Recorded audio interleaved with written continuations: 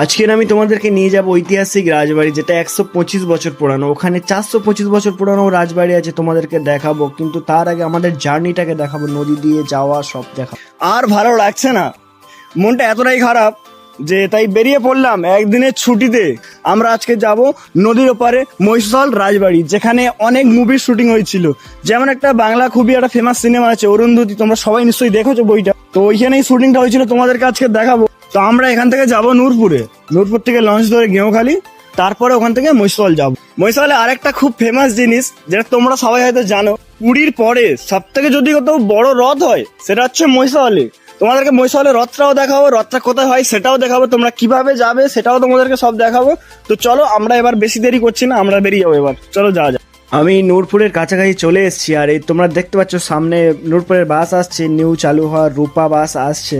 তো তোমরা চাইলে কলকাতাতে এই বাসে করে ডাইরেক্ট নূরপুরে আসতে পারো, ওখান থেকে লঞ্চ পেরিয়ে তারপরে তোমরা মহিষাদল খুব ইজিভাবে যেতে পারবে।